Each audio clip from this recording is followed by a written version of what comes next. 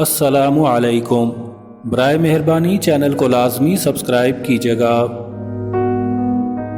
اپنی آواز کی بجائے اپنے دلائل کو بلند کیجیے۔ پھول بادل کے گرجنے سے نہیں برسنے سے اگتے ہیں۔ درویشوں کے علاوہ دنیا کے باقی لوگ بچوں کی مانند ہیں جو دنیا کے کھیل میں مگن ہیں۔ میری عمر کا حاصل ان تین باتوں سے زائد کچھ بھی نہیں، خام تھا، پختہ ہوا اور جل گیا۔ اس دنیا میں کوئی خزانہ سانپ کے بغیر، کوئی پھول کانٹے کے بغیر اور کوئی خوشی غم کے بغیر نہیں ہے۔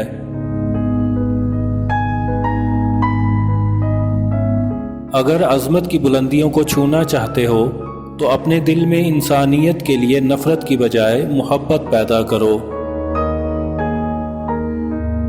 عقل کو خواہش پر فضیلت حاصل ہے، کیونکہ عقل زمانے کو تمہارے ہاتھوں میں دے دیتی ہے، جبکہ خواہشیں تمہیں زمانے کا غلام بنا دیتی ہیں۔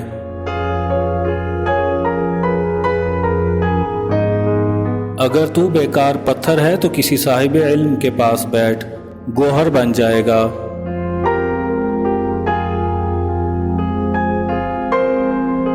جو تکالیف برداشت کرتا ہے وہی خزانے حاصل کرتا ہے۔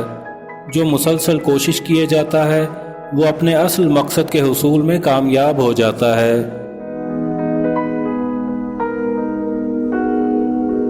پیچھے مڑ کے مت دیکھو، کوئی نہیں جانتا کہ دنیا کیسے شروع ہوئی۔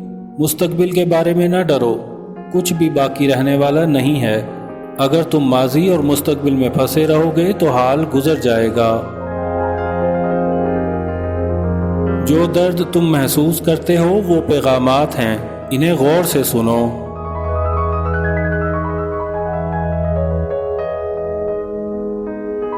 عقل مند انسان نقصان میں چھپے ہوئے فائدے کو سمجھ جاتا ہے۔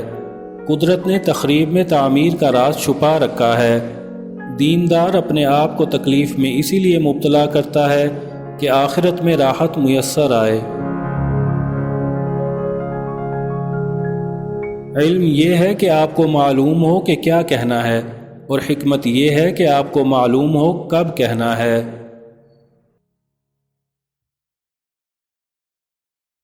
اپنے دل میں مٹھاس ڈھونڈو، پھر آپ کو ہر دل میں مٹھاس ملے گی۔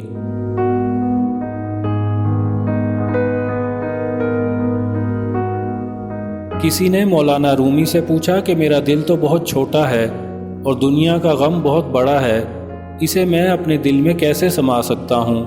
مولانا نے کہا تمہاری آنکھیں بھی تو بہت چھوٹی ہیں، وہ تو ساری دنیا سما لیتی ہیں۔